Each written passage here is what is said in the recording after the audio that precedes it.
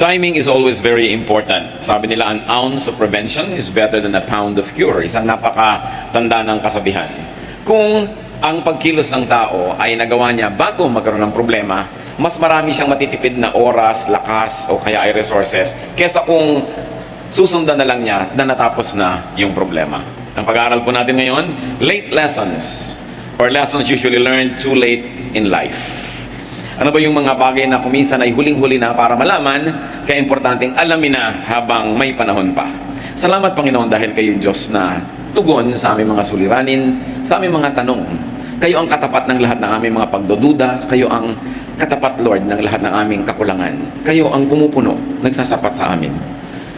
Patawarin niyo po kami sa mga kasalanan namin, Panginoon. Dalhin niyo po kami sa inyong presensya, alang-alang sa iyong anak na si Jesus. Hugasan niyo po kami, paging dapatin, gawing malinis dahil sa inyong pagpapatawad.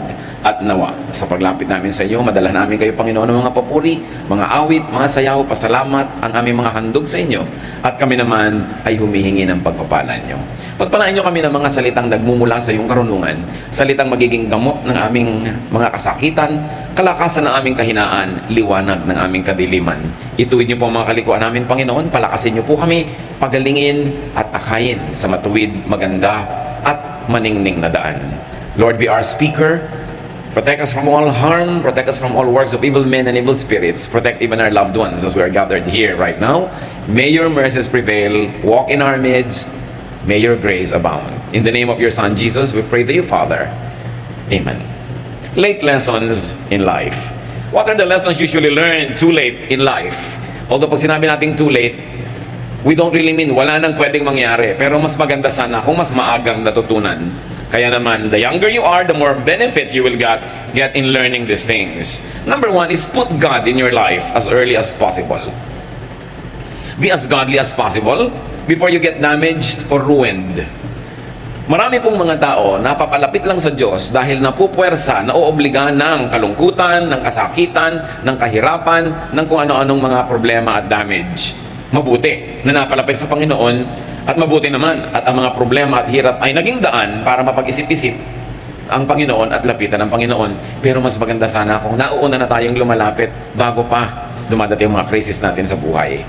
Para kahit tayo ay nire-restore ng Panginoon, kung dumaan tayo sa mga hirap at mga kung ano-anong damages, mas madali naman na mas pagandahin na lang ang buhay natin kaysa hanguin pa tayo sa napakarami nating kinasadlakan at ayusin sa napakaraming gusot na sinalihan. Bagamat yun ay nagagawa ng Panginoon.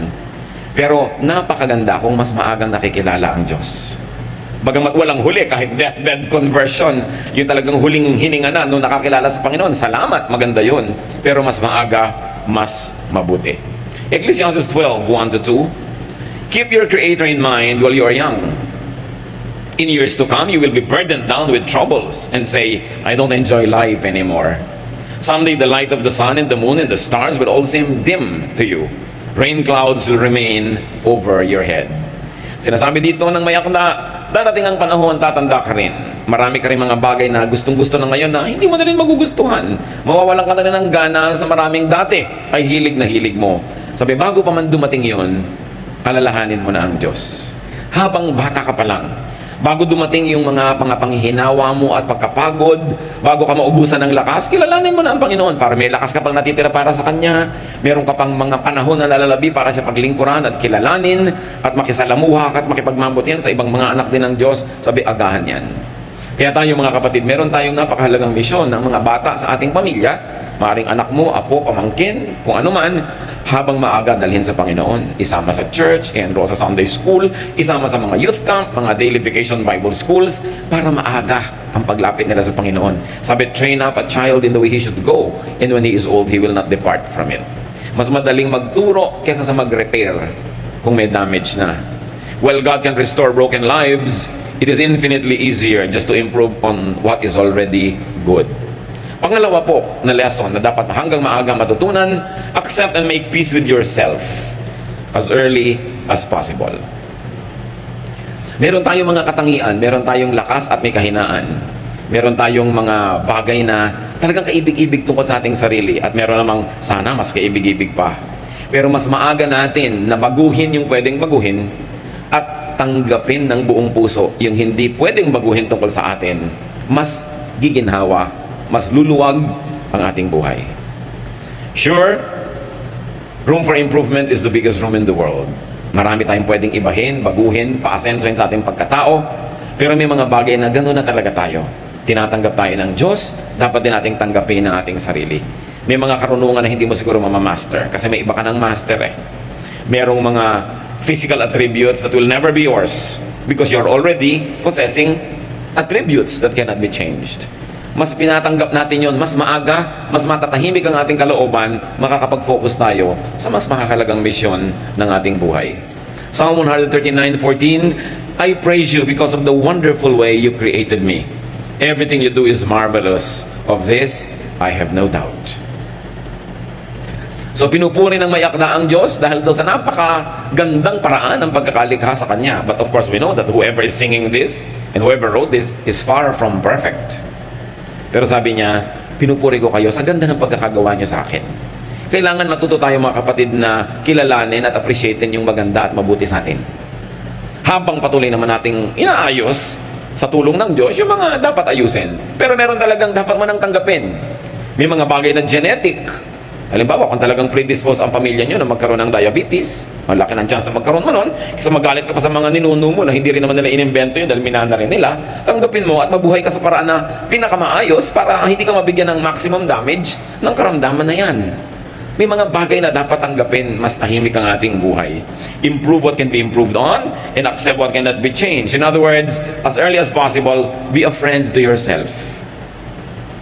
Be at peace with who you are and with what you are. Pangatlo po na dapat nating matutunan, learn what matters to you as early as possible. Ano ba ang mahalaga sa inyo? Mahalaga ba sa inyo na pagka may mga nakaraan nakakapag-swimming kayo at hindi kayo marunong lumangoy, learn it as early as possible. Para humaba ang panahon ng buhay nyo na nai-enjoy nyo yan. Gusto nyo pala pag may mga party, nagbo-ballroom dancing kayo, sumasayaw kayo, pag-aralan ninyo. Kaysa habang buhay, nakatingin na lang kayong halos mainggit-inggit doon sa mga nagpapaikot-ikot at nagpapagulong-gulong at nagpapatalon-talon. Learn it if you like it. Gusto mo palang mamisikleta, pero habang buhay, nakatitig ka na lang sa mga namimisikleta because you don't know how, learn it. Mga kapatid, at this point in your life, ano ang mahalaga sa inyo, gusto nyo pero hindi nyo alam? Alamin nyo. Mas maaga nyong ma-master yan, mas mahaba ang natitirang oras para nyo ma-enjoy. Skills ba yan? Language? Is it a piece of information? Is it a trade? Isang uri ng paghahanap buhay o nagagawa ng kamay? Alamin. We cannot forever say, gusto ko sana pero hindi ko alam. Agahan. Proverbs 24:5, a wise man has great power, and a man of knowledge increases strength. Sa palagay nyo, anong dapat nyong malaman na pag nalaman nyo, mas lumalakas kayo bilang tao. Mas lumalakas yung bargaining power nyo with the world. Know it. To know is to master, to conquer, and to use. Another thing we have to learn is to be as healthy as much as possible, as early as possible. Bakit sabi nila pag nagkakaedad ka na, dumadami na sakit? Eh, ang dami mo na kasing inipon na lason sa iyong katawan. Ang dami mo nang inipon na atraso. Mga pawis na hindi mo na ipawis, exercise na hindi mo na i-exercise, at mga hindi mo dapat kinain na kinain mo. Siyempre, darating ang panahon, mahahabol ka rin yan, dumadami, nagkakasabay-sabay. Kaya pagdating ng araw, doon ka ngayon magbabawas ng alat, magbabawas ng taba, magbabawas ng mga kung ano-ano, agahan na ang pagbabawas nun kasi naiipon.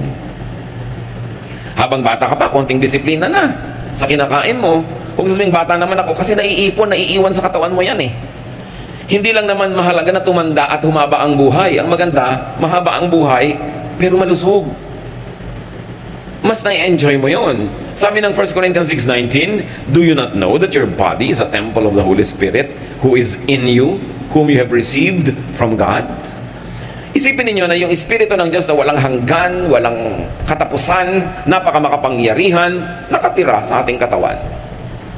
Isipin nyo na lang na inyong isip na ang layo ng mararating, ang daming pwedeng ma-imagine, ang daming pwedeng ma-create, pero nakatira pa rin sa ating katawan. At pag bumigay na yung katawan mo, kasunod na rin bibigay yung brain mo. Kasi yun ang tinitirhan niya. Nakita nyo ang napakaraming mga dakilang mga tao, great, powerful people, but in times of a crisis in their lives, they happen to be sick. Ang nangyayari, natatalo sila. Kung giyera yun, minsan napakalaking digma, ang galing na general, ang daming napanalunan, pero dahil lang sa kagat ng lamok, no? nagkaroon ng malaria, at kung kailan siya sinusumpong at inaapoy ng lagnat, doon lumusob ang kalaban, natalo sila. Kasi kahit gaano kagaling ang utak mo, nakatira pa rin sa katawan mo yan, yung katawan mo pag bumigay, kasamang bibigay lahat. Kaya dapat inaalagaan, mas maaga. The body is also the temple of the mind. It is also the limit and the limitation of the mind. Kaya inaalagaan yan. It becomes a tool of the mind, but it also becomes a prison of our whole life. So as early as possible, exercise. As early as possible, be fit. Eat healthful foods. Life is so much easier and nicer when one is healthy. Hindi lang yun, mga kapatid. Pati life ng mga nagmamahal sa inyo, gumagaan pag kayo'y malusog. Kasi siyempre, kahit tayo ang may kasalanan kung ba't nagkaganon ang kalusugan natin, damay lahat ang nagmamahal sa atin dahil hindi naman tayo matitiis at aalagaan din tayo kung tayo magkaroon ng karamdaman. Kaya meron tayong pananagutan sa lahat ng nagmamahal sa atin to keep ourselves as healthy as possible, because when we are sick, sila yung napapagod. Kaya yung mga young people dapat responsable sa kanilang kaligtasan. Huwag na kung saan-saan ibalibag yung katawan at ipaghampasan at kung saan-saan dalhin, kasi pagka nabagok yung ulo mo at na-paralyze ka, yung matandang nanay mo pa rin na mag-aalaga sa iyo. Sino? Pag nagkaroon ka ng mga karamdaman, mga mahal mo sa buhay ang gagastos. Kaya hindi ka lang nabubuhay para sa sarili. We live responsibly. In adulthood, do not think of yourself and do not treat yourself as old. Do not think old. Do not act old. Marami kasing mga humihina na bahagi ng katawan natin kasi itinatrato na natin na mahina. Hindi na kasi nagagamit, hindi na napapractice. Recently, nakakita ko sa internet, 92-year-old lola, nagsasalsa. Ewan ko kung nakita nyo yun, ha? Talagang nagpapagulong-gulong, binabalibag nung apo, kulang na lang lumipad. Ang lakas ng katawan. 92. Yun na sabi ko, wow. Maraming ginawang tama itong si Lola na sa buhay niya. Malakas pa yung katawan niya. So, huwag na kayo lagi na lang nakaparanela, nakabalabalat, lagi na lang. Pwede nyo namang pasiglahin ang mga sarili, no? Para mas marami pa tayong makita, malasap, magawa, maproduce. So, watch what you eat. Sila Daniel, ang propetang si Daniel, mga batang-bata pa lang, binihag ng kaaway, dinala doon sa palasyo nung nakabihag sa kanila, tinetrain sila para maging mga trabahador nitong hari na bumihag sa kanila. Pero ayaw nilang kumain ng pagkain sa palasyo. Kasi iniisip nila, bukod sa moral dimension ng pagkain ng mga unbelievers, marami siguro talagang unhealthful na mga ingredients yan. Kaya sa Daniel 1:11-15, merong prescribed diet yung mga noble men na yon, noble young men who were in the palace. Pero Daniel then said to the guard, "Please test your servants for 10 days. Give us nothing but vegetables to eat and water to drink. Then compare our appearance with that of the young men who eat the royal food, and treat your servants in accordance with what you see." So he agreed to this and tested them for 10 days. At the end of 10 days, they looked healthier and better nourished than any of the young men who ate the royal food. Hindi natin alam kung ano yung mga excess siguro ng mga fats, mga alcohol at kung ano sa royal food. Pero ayaw kainin nila Daniel. Bukod siguro nga doon sa dietary value, may spiritual value pa sa kanila kung anong kakainin nila at hindi. Kasi sabi nila, gulay na lang po ipakain nyo sa amin at tubig lang ang iinumin namin. At matapos ang 10 days, kung nakita nyo kami nanghihina, sige, kakainin na namin kahit ano ipakain nyo. Pero nakita, mas maganda pa ang kalusugan nila, mas maayos. Ibig sabihin, hindi ko mo masarap, yun ang mabuti sa'yo. Konting control sa sarili. Isa pang dapat nating matutunan habang mas maaga sa buhay, mga kapatid, have fun whenever possible. Ecclesiastes 11:9-10, be cheerful and enjoy life while you are young. Do what you want and find pleasure in what you see. But don't forget that God will judge you for everything you do. Rid yourself of all worry and pain, because the wonderful moments of youth quickly disappear. Napakahalaga ng mensahe na ito ni Solomon, the wisest man ever. Sabi niya, habang bata ka, maging masayahin ka, mag-enjoy ka. Gawin mo ang mga gusto mong gawin at kaya mong gawin. Huwag mo lang kakalimutan, na answerable ka sa Diyos. In other words, huwag kang lalabis. Huwag kang gagawa ng bagay na ipagsisisi mo pag humarap ka sa Diyos dahil haharap at haharap ka. Pero lahat ng pwedeng gawin na hindi ma-offend ang Diyos, gawin mo. Yung hindi magbibigay ng panganib sa iyo at sa iyong kapwa, gawin mo. Sabi ko nun, huwag ka nang masyado muna mag-alala at mag-isip ng mga malulungkot na mga bagay kasi darating din yan sa iyo. Sandali ka lang maging bata, so enjoyin mo ang iyong kabataan. Ang dapat sabihan nito siguro yung mga magulang, no? Hindi yung mga kabataan. Mga lola at lolo. No? We must allow the children to be children. And we must allow the young people to be young. Do not fast forward their maturity. We all have a lot of time to be old. At pag dumating na sa iyo yung old age, wala nang balikan. Kaya dapat huwag sayangin ang pagiging bata. Kawawa naman yung mga bata na hindi na naging bata sa dami ng responsibilidad sa buhay. Yung hindi na naka-attend ng anumang gathering, socialization, kasi laging nag-aalaga ng may sakit na magulang o nag-aalaga ng kapatid o naghahanap buhay. Habang kuminsan, yung tatay palasing-lasing, pag ganito, yung mga anak na ang nagbuhat ng mga tungkulin ng mga magulang, hindi na sila naging bata. Eh, ang problema, pagka lampas na yung kabataan mo, hindi ka na magiging bata uli, ever. So, isa pong malaking kalupitan, mga kapatid, na nakawan natin ang mga kabataan ng kanilang pagiging bata. Siyempre, medyo hindi nag-iisip pa yan ng marami mga bagay, kaya parang hindi seryoso. Sandaling-sandali lang yan eh. Tulad din ng ganda, sandaling-sandali lang ang kagandahan ng isang bata. Anong sabi ni Shakespeare? A rose will bloom, it then will fade. So does a youth, so does the fairest maid. So, samantalahin. Huwag natin silang pigilan na magkaroon ng mga kasiyahan hanggat hindi offensive sa Diyos. Yan naman lagi ang hangganan eh. Siyempre may hangganan ng lahat ng bagay. Pero karamihan naman kasi sa atin, yung bata, huwag kang malikot. Eh, anong gusto mo? Ma-paralyze na siya at mag-wheelchair na. Eh, bata nga eh. Siyempre may likot. May hangganan din lang. Huwag kang makabasag, kang makasira naman kung ano dyan. Bata ay bata. Mga young people, biglang magtatawanan ng malalakas, iirapan agad ang mga lola. No? Eh, mga young people, sandali lang yan pag nalaman na nila ang mga tunay na issues ng buhay, pag nagbabayad na sila ng mga kuryente at tubig at mga bayarin, pagka nalaman na nila ang maraming mga suliranin ng mundo, hihina na rin ang tawa niyan. Diba? So habang kaya pang lakasan, lakasan. At kahit matanda na kayo, marami para kayong bayarin, labanan nyo yan, lakasan yung tawa. Diba? Kasi, sabi nga ni Balagtas, sapagkat ang mundo'y bayan ng hinagpis, mamamaya'y sukat, tibayan ang dibdib.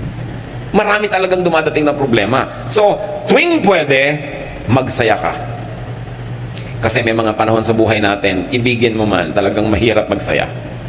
So, yung masaya na, huwag mo nang palungkotin. Meron namang ganun eh. Nasa pagtitipo na, nasa party na, nasa kasalan na, naninimangot pa. Huwag kang manimangot at malungkot kasi may mga kamag-anak ka mahal sa buhay na siguradong mamamatay. Alam ka namang hindi mamatay, namamatay tayo. Doon mo na i-reserva ang lungkot mo. Siguradong maraming panahon. Pero pag ang panahon ay kasiyahan, tanggalin mo lahat ang lungkot mo, imagination mo kung ano, magsaya ka. Kasi dapat tamasahin, samantalahin ang mangilan-ngilang pagkakataon na pwedeng sumaya. At pag nakakakita tayo mga kapatid ng nagsasaya, huwag kayong killjoy. Hindi kayo makatulog pero nagkakantahan sila, magbasa kayo ng buto ng kakao sa tenga nyo para makatulog kayo at sila sumaya. Alam nga naman kayo itong matutulog, lahat patahimikin nyo na. Diba? Maraming panahon ng katahimikan na ang tao hindi mo man pigilin na mag-ingay, kusang tatahimik kasi maraming darating na dagok ng buhay. So habang hindi dumarating yun o wala, bakit nyo naman dadagukan? Kailangan marunong tayo magrespeto sa taong sumasaya. May bakasyon, huwag nyo ungkatin ang mga problema. Kaya nga nagpapakasyon. Magkaka-opisina kayo, magre-retreat kayo, magpupunta kayo ng bakasyon kung saan. Huwag nyo pag-usapan ng trabaho. Pag-usapan nyo pag nandun na uli kayo sa inyong opisina. Kasi bihira, gumastos pa kayo para magpunta halimbawa sa Sikogon. Tapos nung nandun na kayo, pinag-uusapan nyo yung mga nakakainis na bagay sa office. Sinayang nyo ang inyong pagkakataon. Maraming mga tao, sinasayang nila ang pagkakataong sumaya. Bihira-bihira lang naman magkaroon ng malaking kainan. Doon pa magje-jeta. Kalimutan nyo nga yung jeta nyo kung masarap ang mga pagkain. Dahil madalas naman talagang jeta kayo eh, dahil kulang ang budget, di ba? So doon na lang kayo mag-jeta. Darating din yon. Pero yung manaka-naka na mayroong festival, naku, enjoyan mo yan. Kesa sa pag dumarating ang panahon ng gutom, inaala-alala mo yung mga dapat sana'y nakain mo pero hindi mo kinain dahil nag-iinarte ka. Magsisisi ka ngayon. So enjoy it. Enjoy youth. Enjoy young adulthood. Enjoy adulthood. In fact, enjoy every stage of life. Ecclesiastes 3:1-11 can be summarized as saying, everything on earth has its own time and its own season. There is a time for laughing and dancing. And if it is not your time, hayaan mo yung iba to enjoy their time. Kung sino ang nagsasaya, siya ang may karapatan. Yung ayaw magsaya, yun ang lumayo. Pero huwag niyong pigilan yung nagsasaya. Hindi niyo alam, baka bukas may malalaman siya kahindik-hindik na bagay na kahit hindi niyo pigilan, talagang mawawala na yung saya niya. Unfair naman na hindi man lang siya nakapag-charge. Malolobat pala siya bukas, hayaan niyo siyang mag-charge ngayon. No? Para may baon siyang saya sa buhay. Kaya mahalaga mga kapatid, yung maliliit na bata, i-maximize natin ang saya nila. Para marami yung baon. Habang tumatanda sila, nawi-withdraw yun, kaya damihan niya yung deposit na love habang sila'y bata pa. Hindi ko sinabing palakihin sila sa layaw, sa saya. Pero hindi ko sinabing i-exempt sila sa pagod, sa training, sa disiplina. Pero dapat ginagawa man natin ang lahat ng yon, may kakambal na saya. At makikita nyo sila yung magiging mga matitibay na tao, mapagbigay, maibigin, at masasarap na mga kasama. So, there is a time for laughing and for dancing. Maximize that time. Create, invent ways to be happy. Be youthful at heart. And let the young be young. Kuminsan, ang ikinakalungkot ko po, pag marami mga nagiging born-again Christian, akala nila bawal sumaya. So, bawal na lahat, no? Bawal na lahat. Napaka maunawain ng Diyos. Gawin nyo kung ano yung nagpapasaya sa inyo, maliban na lang, alam nyo talagang maling-mali. Ngayon, medyo gray area, pero gustong-gusto nyo gawin, napakabait ng Diyos para kanya unawain, no? So, ang ating laging panghawakan, yung bait, hindi yung higpit ng Diyos. Mabait siya. Ang mahigpit lang kuminsan yung lola mo o yung tiya mo na old maid, mas mahigpit pa talaga sa 30 na pinagsama-sama yan. Bakit? Hindi kasi siya nag-enjoy sa buhay. No? Kaya tuloy, gusto niyang idamay halos lahat ng tao na huwag na rin mag-enjoy sa buhay. Napakahirap kasi nung mga tao na walang nagmamahal, walang nakikipagmahalan, walang mga outlet, walang mga saya. Ang gusto, idamay lahat ng tao sa mundo. Gawin natin ganito mga kapatid, kung ano man ang hindi natin na-enjoy, ipagdiwang natin kung na-enjoy ng kapwa natin. At sa ating pakikipagdiwang sa kanila, nakakasalo na rin tayo sa enjoyment. Kasi yung lagi mo silang pinipigil. One thing to learn, early. Mas bata, mas mabuti, save. Mag-impok. Save whenever possible. And if you're already saving, save more. Kung malapit ka na lang mamatay, ang dami mo pang savings, edi pamigay mo. Pero mabuti na rin yung kinamatayan mo, may savings ka pa kaysa wala. Invest. Ecclesiastes 10:19, sabi ni Solomon, pinakamarunong na tao sa balat ng lupa, money is the answer for everything. Sa inyo, ha? Ganun ba yun? Tatandaan nyo mga kapatid, it is the love for money that is condemned in Scripture, not money. Yung pag sobra mong minahal, kinalimutan mo ng Diyos, kinalimutan mo ng kapwa, yun ang sumasama. Pero yung pera mismo, gusto ng Diyos, marami tayong ganyan. Kaya nakita mo ang Panginoong Jesus, pinagalitan niya yung binigyan ng mga talent, hindi ininvest, hindi nagtubo, binawi pa. Gusto ng Diyos, marami kang pera. Proverbs 6:6-8, go to the ant, you sluggard. Consider its ways and be wise. It is no commander, no overseer or ruler, yet it stores provisions in the summer and gathers its food at harvest. Sabi niya, ikaw tamad, tingnan mo yung langgam. Pag tag-araw, pag tag-ani, pagod na pagod, nagbubuhat ng kung ano-anong madidilihensya niya sa buhay. Kuminsan, 20 times heavier than the body of the ant binubuhat niya. Minsan nagtataka ka sa sahig, may naglalakad na bigas. No? Nung tignan mo, may munting langgam sa ilalim, buhat-buhat niya, naghahanap buhay siya. Ikaw naman sa dista, tiniris mo pa. Naghahanap buhay nga yung langgam eh. No? Sabi, kita nyo yan, kasi hindi laging pwedeng merong kang pulutin, kasi hindi laging harvest. Kaya kung tag-ulan na, maaanod na sila ng mga tubig, hindi na pwede, sa tamang oras, nag-iimpok. Para pag dumating yung pangangailangan, merong nakatabi. Kailan tayo dapat mag-impok? Kung kailan tayo malusog, kung kailan tayo bata, kung kailan tayo kumikita. Hindi yung ubus-ubus biyaya, bukas sa katunganga. Ang mga young people, hirap na hirap magtrabaho ng mga graveyard shift, tapos inuubos ang pera nila sa mga kapeng nakakasikmura. Yung mga maaasim na kape. Talagang mga pagpapanggap at pagbabalat kayo, no? Para lang magmukhang sosyal. Tapos nauubos ang mga pera sa kung anong gadget. Tapos mamaya, tumanda na, wala malang savings. Kailangan, may isave ka. Ngayon, kung may mga kamag-anak ka na palahingi, palaasa, paladagan, no? Talagang gumagamit ng straw para sip-sipin ang dugo mo mula sa pinakamatabang ugat sa iyong leeg. Di ba? Lalo ka dapat mag-save. Huwag mo ibibigay lahat. Do not give everything. Give proportionately. Magtira sa sarili. Pag naliligid ka ng mga ganitong tao, lagi silang wala, ikaw yung meron, uubusin nila, bukas pare-pareho na lang kayong wala. Hayaan mo na lang sila wala, ikaw meron. Para pag may emergency sila, kahit paano pwede mo ring tulungan, kasi ipinamigay mo ng lahat. Lalo mga magulang. Alam niyo naman ang mga Pilipinong magulang, ibibigay ang lahat sa anak. Kung umaasa kayo na lahat ng anak ay itatagod kayo sa pagtanda, paano kung hindi mangyari? Paano kung nakapag-asawa yan ng ubod ng sama ng ugali? At nakulam yung anak nyo at nailayo talaga sa inyo. O anong gagawin nyo ngayon? Binigay nyo lahat. Magsisimang kayo, 80 anyos na kayo, 70. Lampas na yung climax ng pagkita nyo. Anong gagawin nyo? Magsisisi na lang kayo hanggang humina kayo ng humina, maubos ang maubos. Don't give everything. I'm telling you, give, but give proportionately. May itinatabi ka. Ang God is God of proportion. Ang Diyos nga, 10% lang hinihingi. Di ba? So, ibig sabihin, may tinitira ka sa sarili mo, sa ganito, sa ganon. Dapat ganon.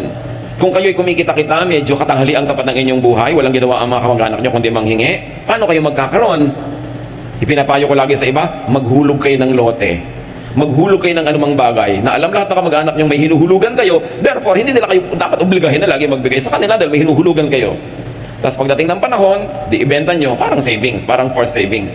Kasi kung laging cash ang pera mo, papapakin talaga ng mga tao yan. Wala kang maiipon. No? So magtira sa sarili.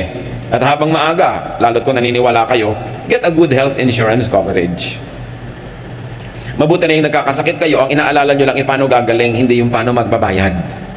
Malakas magpalala ng sakit, yung bills. Malakas magpataas ng lagnat pagka nakikita mo yung mga bills. Kailan kayo kukuha dapat ng health insurance coverage? Habang bata kayo kasi mura pa yung premium. Alam nyo na yung mga insurance, pero hindi ka naman yan love. Negosyo yan. So habang nagiging 60 ka, lalong nawawala na yung mga privileges mo o 70. Pero at least umabot ka man lang sa edad na yun na covered ka. Kasi mamaya nagkakaroon na ng mga bagong products yung mga insurance companies na hanggang libing pwede ka ng client nila. Meron ng ganon, ano? Pero maganda meron kayong ganon. Kaya lang pakatinuan ninyo. Dahil maraming mga insurance companies nakaka 1, 2, 3. No? Tinatakbuhan ka bigla, nawawala bigla. So tingnan nyo yung record, track record ng mga kumpanya. But it's nice to have that. Get educational and health insurance for your children. The younger they are, the cheaper. Ako, isang patotoo. Sa ganito, napapatunayan ko this works. Yung mga insurance, health insurance, educational plans. Dami ko nang nakita na talagang it works. Kaya lang nga, talagang medyo maghihigpit ka ng sinturon habang nagbabayad ka ng premium. 5 taon lang naman yon. At kadalasan, yun yung 5 taon na bata ka pa, nasa peak ka pa ng pagkita, pwedeng gawin. Kita niyo yung babaeng pinupuri sa Proverbs 31:25? She is strong and graceful, as well as cheerful about the future. Sabi ng NIV, she can laugh at the days to come. Sino ang pwedeng magtawa-tawa sa darating na kinabukasan? Yung may ipon. Magulang ka, magkakalis na yung anak mo, sabi mo, magkakalis na anak ko, may pambayad ako. Di ba? Gaano karami nakakatawa ting Hunyo? Pag nakasalubong may mga mukhang Biyernes Santo, Hunyo. Kasi enrollment, walang savings. Gaano karami yung nakakatawa kapag naalala mo, naku, tatanda ako, kailangan ko ng wheelchair, bibili ako ng may mga umiilaw-ilaw pa habang gumugulong. Di yung may pambili, di ba? Sinong nakakatawa sa mga darating na sakit, di yung may pampa-hospital, she can laugh at the days to come. Yung Proverbs 31:25 lady, because she has savings. So mahalaga, meron yan. Isa pang lesson mga kapatid, if you have a chance, I like to emphasize this, if you have a chance. Dahil yung iba gusto pero walang chance. And you are psychologically and emotionally fit to marry, marry. Huwag nyo nang tanong yung katabi nyo, ba't ikaw hindi ka nag-asawa? Di ba? Hindi kayo makialam. Pero if you have a chance, if you are psychologically, emotionally, economically, physically fit to marry, marry. Maraming ligaya ang pag-aasawa kahit marami rin itong hirap. Pag kinuwenta mo, kwentas klaras, panalo ka pa rin usually. Pag nagkaroon ka talaga ng isang married life. When you can have and raise a child or children. Mahirap lang yan sa simula, pero malaking joy ang binibigay niyan sa'yo. Lalo't kung mapag-aruga, kung tumanda ka, bagamat hindi yun guaranteed. Di ba? So kung mag-alaga ng bata, dahil investment mo siya para alagaan kanya pagtanda mo, hindi yun guaranteed. Mahalin mo lang dahil mahal mo. Kung minahal ka uli sa sukli, di maganda. Kung hindi, may tinabi ka sa sarili mo. Yun ang importante. Proverbs 18:22, he who finds a wife finds what is good and receives favor from the Lord. Baligtarin mo rin yun, ganoon din sa husband. Mapalad yung mga tao who have a chance and who are psychologically and emotionally fit to have a spouse. So, huwag sayangin yun if you fall under that classification. Kahit ano pang hirap, mas matimbang pa rin ang pakinabang kung nagkaroon ka ng kabiyak. Psalm 127 verse 3, children are a blessing and a gift from the Lord. Kung minsan mga kapatid, merong mga ipinagbubuntis na bata in ways that are socially undignified. May mga unwanted pregnancies. May mga hindi inaasahan. Merong mga kuminsan na puwersa nangyari. Sakali mat mangyari, bagamat ayaw natin, never abort a child. At kung ikaw naman ay isang dalaga na sa mga laro sa'yo ng tadhana ay bigla ka naging isang dalagang ina, huwag mong ipamigay ang bata, palakihin mo. Machichismis ka lang ng 1 linggo, 2 linggo, 1 buwan. After 1 month, may ibang babaeng buntis na uling mapag-uusapan, aalis na sa'yo ang spotlight. Palakihin mo yung anak mo, hindi ka man nagkaasawa, may anak ka na. Alam niyo po kasi, I'm talking to experience, may mga kilala akong mga kababaihan na nagtapon pa ng anak, nagganito pa, tapos hindi na sila nagkaasawa, ngayon nung medyo may edad-edad na, nanghihinayang ako, pinalaki ko na lang sana. Tapos yung nakakakita ka ng bata, naku, ganito ni ata kalaki yung anak ko, kung di ko pinamigay. You know, kung wala ka man naging asawa, naging tinatawag ka mang disgrasyada, ganun talaga ang buhay, no? Hindi mo naman ginusto yun, wala naman sa slam book mo na yun ang ambition mo. Napalagay ka doon, iayos mo kung ano yung naging mali, itama mo, and then, pasalamat ka, may anak ka na. Kesa wala. Huwag kayong magtatapon ng bata. Makakaraos din. Nairadaos yan. Tsaka huwag kayong masyadong maging maramdamin sa chismis. Kahit nga wala kayong gawin, chichismisin pa rin kayo ng mga tao. Yung mga chismosa naman na yan, hindi ka naalagaan niya kung nadapa ka. May anak ka, baka naman ibangon ka kung madapa ka. Huwag yung pansinin yung mga chismosa. Make the most out of your life. Bihira, walang tao na nagiging perfect ang buhay niya. Nagkakapingas-pingas, nagkakalamat-lamat. Nangyayari yan eh. Yun ang maganda nga sa tao dahil meron tayong Diyos na pagdaraanan ang lahat. Basta tayo nagpapatulong sa Panginoon. Huwag kayong masyadong sentimental about it. Blessing pa nga yun. May anak ka na, may nangyari sa'yo. Nakapag-asawa ka, hindi ka masyadong naging maginhawa, hirap ka rin, pero siguradong may ligaya ka rin, pasalamat ka rin. Dahil blessing pa rin yun. God is so good at restoring us. God is so good as repairing broken lives. Don't let the brokenness continue to haunt you all your life. No? At just pick up the pieces, get on with life. Ano ba? Nangyayari yan sa lahat. Ang mahalaga, we learn from every mistake. And the mistakes we commit should make us kinder and nicer to those who commit other mistakes. Mas magiging maunawain ka dahil may pinagkukuhanan ka, may pinaghuhugutan ka ng pangunawa. At kung kayo naman ay iibig, kapag di umibig kayo, love.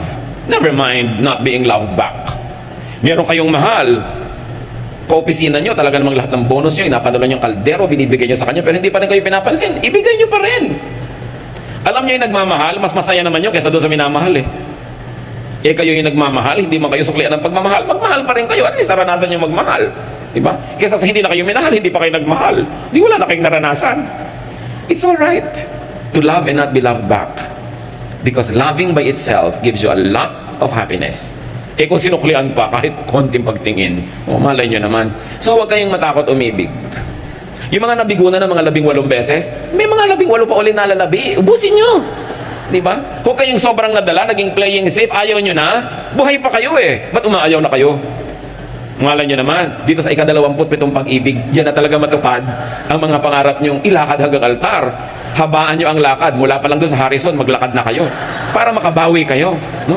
So never mind kung hindi ka minamahal, mahal mo pala, mahalin mo pa rin. Hindi ka binibigyan ng pag-asa, mahalin mo pa rin. Huwag mong ilagay sa kanya yung pasya kung anong gagawin mo sa pag-ibig mo sa buhay. Sasaya ka rin. He who loves enjoys more than the one being loved. Pangwalo, hold no grudges, have no regrets, discard anger from your heart. Mas maaga, mas mabuti. May gumawa sa'yo ng masama nung araw, hanggang ngayon inaalala mo pa, ang totoo noon, paulit-ulit na nagagawa sa'yo yung masama kahit wala na siya dyan, kasi nire-replay mo. Lugi ka. Kung meron kayong dapat patawarin, huwag din pag naghihingalo na siya o naghihingalo kayo, tsaka pa kayo nagpapatawaran, patawarin nyo na agad. Makakalaya siya, makakalaya kayo, mas luluwag ang buhay. Huwag kayong magtanim ng sama ng loob. Yung puso nyo, dapat tinatayman ng pag-ibig, hindi ng sama ng loob, hindi ng galit, hindi ng mga hinanakit, himutok, hindi ng mga pains and sorrows. Minsan na kayong nasaktan, tama na. Ilibing nyo na forever. Magpatawad na kayo para hindi maulit. Kasi habang sinasariwan nyo, bumabalik yung galit, bumabalik yung sakit. Sinong lugi? Di kayo. Mas maaga, mas mabuti. Kasi maiksi ang buhay. Sayang ang bawat saglit na inubos mo sa pagiging galit. Pwede naman sanang inubos sa pagiging masaya. It is your decision. Ephesians 4:31, stop being bitter and angry and mad at others. Don't yell at one another or curse each other or ever be rude. Sayang. Minsan ka lang nagkaroon ng araw na ganito, ng petsang ganito, ng taon na ito sa buhay mo. May nakaaway ka pa, di ba sayang? Samantalang magsamaganda kung may naging kaibigan ka. Huwag sasayangin ang bawat sandali. Philippians 3:13, I forget what is behind and I struggle for what is ahead. Nililimot ko na yung tapos na. Sabi ko na. At kayo mga kapatid, makinig kayo mabuti. Kung meron kayong kamag-anak, kapatid, mahal sa buhay, asawa, magulang, na nakagawa ng isang malaking pagkakamali nung araw, at alam nyo yon, at pwede nyo isumbat, pwede nyo siyang tapunan ng isang tingin pagka siya ang tinatamaan ng conversation, kahit hindi alam ng iba, pwede nyo siyang i-blackmail, huwag nyo gawin, release the person, limutin nyo na. At ang mga nagawa nilang mga mali nun, lalo't ikinahihiya nila, kinasasama ng loob, huwag nyo nang uungkatin pa. Yun ang pagpapakatao. Sinasabi, don't hit below the belt. Kahit sa boxing, may batas. Kalaban mo yung sa boxing, yung pa ba naman kapatid mo, mahal mo sa buhay, yung paang tuwing meron kang galit o inis, inilalabas mo yung baho niya, inuungkat mo yung pagkakamali niya, it is cruel, it is unkind, it is ungodly. And even if you are able to hurt the person, do you think that you can get out of it unscathed? No. Kayo man, kahit galos magkakaroon. So huwag nyo nang uungkatin pa, lalot maselan, lalot pinagsisisihan o ikinahihiya ng inyong kapwa. Pang-siyam na magandang maalala bago tayo lubugan ng araw sa ating buhay, be nice and friendly to your children or to your children-in-law. Sandali lang, minsan lang maging bata ang bata. Pag pinalaki mo pa sa kalupitan, pag pinalaki mo siya sa iyong masamang ugali, sa iyong pagdaramot, sa iyong pananakit, anong itinanim mo sa puso niya? Puot sa'yo, galit, hinanakit. At habang patanda ka ng patanda at pahina ng pahina, siya tong lumalakas. Kumbaga sa araw, papalubog ka na, siya nagtatanghaling tapat pa lang. Lahat ngayon na ikabubuti mo sa buhay, iaasa mo lang sa kanya dahil mahina ka na. Ano ang maaalala niya? Bigyan nyo ang mga bata ng mga magagandang maaalala. Una, para sa kapakanan nila. At kung gusto nyo isipin, meron din kayong benepisyo sa kapakanan nyo. Kasi kung anong inyong itinanim, aanihin nyo. Merong mga magulang, wala man lang ginawang mabuti sa anak, pinagmalupitan pa, sinaktan, kinawawa, inabandona, pero ngayong matanda, inaalagaan pa rin ang anak. Can you imagine kung gaano pa kasindi, kasweet palalo at kaganda yung pag-aalaga kung naplaniman ng maganda? Kung minsan ginagawa mo lang, obligado ka dahil magulang mo, pero wala ka ng gana dahil kung minsan malayo ang loob mo o may kim-kim ka rin sama ng loob, pero ang sarap-sarap naman nung mag-aalaga ka na dahil mahal mo, hindi dahil obligado ka. So ang pagpapalaki ng mga bata, pakisamahan natin. At mga biyanan, lalo kayo yung donyang-donya pa yung edad nyo. No, halimbawa mga 40, 45 pa lang kayo, malakas na malakas pa kayo, kumikita pa kayo, gangga santol pa yung mga hikaw nyo dyan. Talagang mga bag nyo, gangga yung sa laki, dami-dami yung dala. Yung meryabang pa kayo, para pa kayong pako na naglalakad dyan, yung mga balahibo nyo, bumapagaspas. Maging mabuti kayo sa mga manugang nyo. Kahit yung manugang nyo, wala pang nasabi sa buhay, wala pang nagagawa, wala pang say, nakikitira pa lang sa inyo, ibinibili nyo pa lang ng gatas yung anak nila, kayo yung donya-donya, tatanda rin kayo. Pag ang itinanim nyo sa manugang nyo hindi maganda, anong ina-expect nyong aanihin? Ilalayo nila yung loob ng anak nyo sa inyo. Nakikitira lang yan sa inyo dahil walang choice. Oras na nagka-choice, lalayasan kayo niyan. Magpapakalayo-layo, hindi ibibigay sa yung number ng cellphone nila. Tetelegrama ka lang sa RCPI. Can you imagine? Ang tagal nun. So be nice. Magtanim ng mabuti, lalo sa manugang kasi hindi mo dugo. Yung sarili mong anak, pagtsatsagaan ka niya kahit anong mangyari, yung manugang mo. Ang masama ngayon ito, ang tanda mo na, ayaw mo man, kailangan mong maalagaan ka, at yung lang manugang na mag-aalaga sa'yo, paano ka ngayon? Nice mo ngayon kasi wala kang choice. Samantala kung may choice ka, naging nice ka, di ba mas masarap? Mas maganda. Ang matatalinong biyanan, nakikisama sa manugang. Dahil, part na yun ng pamilya nyo. At bihirang ina ang nanalo sa manugang. That's the truth. Pag nahumaling na yung inyong anak sa kanyang asawa, lalo't amoy sabon, bagong paligo, anong nanay-nanay? Di ba malilimutan ka? So mabuti pa lumagay ka sa lugar. Kung hindi mo man gusto yung manugang mo, dahil lang matalino ka. Kasi yun ang magandang gawin. Ngayon, di gustuhin mo na, total gusto ng anak mo. Mag-e-enjoy ka pa kaysa mainis, wala ka na mga magagawa, nandiyan talaga yan, may okasyon. Kasi manugang mo yan. Maraming mga mambiyanan, hindi sila marunong, nakikipagyera sa manugang. Anong mapapalaan nyo? Sa palagay nyo ba, magwawagi kayo? Wala, stress lang. Be wise. Kung inaalagaan nyo ba naman ang mga anak nyo na, sa inyong kalakasan, edi mas masarap ang pagtingin nila sa inyong pagtanda. Ephesians 6:4, parents, don't be hard on your children. Raise them properly. Teach them and instruct them about the Lord. Of course, the presumption is you are godly yourself to be able to teach children about the Lord. Kita niyo itong magbiyanan na si Ruth at Naomi? Ang sweet. Itong si Naomi, may dalawang anak na lalaki, namuhay sila sa isang foreign land. Tagaroon yung napangasawa ng kanyang mga anak na lalaki. Namatay ang asawa niya, namatay ang dalawa niyang anak na lalaki, ang natira silang 3 babae. Ngayon, sabi nitong matandang biyanan, mga iha, mag-uwi na kayo sa inyo inyong barangay. Kasi wala na ako natirang anak para ipakasal pa sa inyo. Magkanikanya na tayo, gumawa pa kayo ng buhay nyo dahil bata pa kayo. Meanwhile siya, ang tanda-tanda na niya, byuda na, naulila pa sa mga anak, sino lang titingin sa kanya? Ruth 1:16-17, Ruth answered, please don't tell me to leave you and return home. I will go where you go.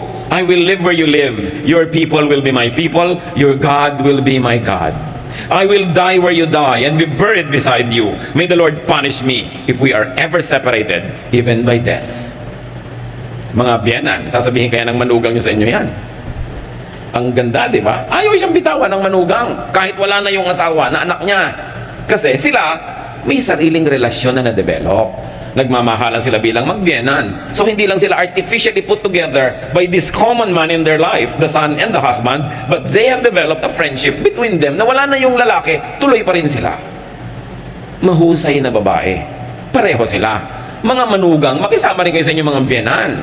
Kahit darating ang panahon na kayo na yung malakas at hihina yan, hihina din kayo at magkakamanugang din kayo.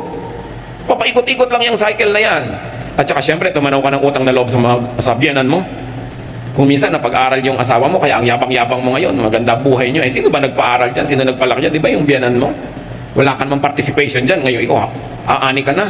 So dapat, tumanaw ka ng utang na loob.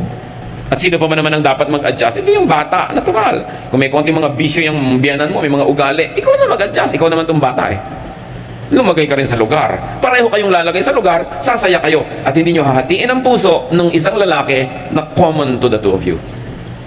Kawawa naman yung lalaki, yung nanay niya, tsaka asawa niya, hindi magkasundo. Meron akong kilala niyan, mga kapatid. Sabi niya, gusto na daw niya magbaril. So kapatid, yung nanay mo at asawa mong barilin mo. Sila pa nag-aaway, ba't ikaw magbabaril? Siyempre, biro ko lang naman yun. Pero ang point is, may mga lalaking ganun gusto na magbaril dahil litong-lito na. Siyempre, mahal ang nanay, mahal yung asawa. Kayong dalawang babae, mag-ayos nga kayo para tumahimik. Di ba? Napakahalaga nun. So, sabi niya, saan man kayo pumunta, sasama ako, nanay. Ang sarap na samahan. Number 10, paalala mga kapatid, do not retire prematurely. Ano ba yung retirable age? 60, 65? Naku, nung araw yun. Ngayon hindi na ganun. 92 nga, nagsasalsa pa. Di ba? Do not retire too soon. Or let me say it, do not retire, period. Pag nag-retire kasi kayo, hihina kayo Maiinip kayo, wala kayong gagawin. Although, you can reinvent yourself. You reinvent your work, one that fits you, because you have already earned naman, Kung anong degree of engagement ang gusto mo ibigay sa iyong trabaho, sa iyong proyekto, na-earn mo na yon. Kung gusto mong every MWF ka lang gagawa o every afternoon, you have earned it. But don't retire. Hihina lang kayo. Maiinip lang kayo. Stay as active and productive as possible. Although in your terms. Kaya mahalaga, may gawin ka sa buhay mo para pag nag-retire ka, may karapatan ka naman to name your terms and to dictate your terms. With God's help, no learning can be too late. Kahit anong edad natin ngayon, may natutunan tayo dito, it's not too late. May papakinabangin pa rin tayo. But those who have the benefit of youth and time, learn early so that you will have a longer time to enjoy wisdom. In your senior years, do not be possessed by regrets. John 10:10, the Lord said, a thief comes only to rob, kill, and destroy. I came so that everyone would have life and have it to the fullest. Hanggang huling hininga, dapat may katuturan pa rin, may kasiyahan, may ganda ang buhay. God wants you happy. God wants you fulfilled. Learn important things early enough. Thank you, Lord, that you remind us. Thank you, Lord, that you are concerned that we have a meaningful life. Ituwid nyo nga po kami, Lord, kung may mga kalikuan kami. Itama nyo kami kung may mali. At sa mga ginagawa na naming tama, lalo pang matama sa tulong nyo. Para kami magkaroon ng buhay na makahulugan, masaya, mabunga. At hindi lang yon, yung buhay namin maging kasiyahan din ng mga nabubuhay sa paligid namin. May living with us be a pleasure to those that have to live with us. Magbulay-bulay pa tayo mga kapatid. Maghanap ng mga personal na application para lalo tayong makinabang sa ating pagsasalo-salo sa sandaling ito.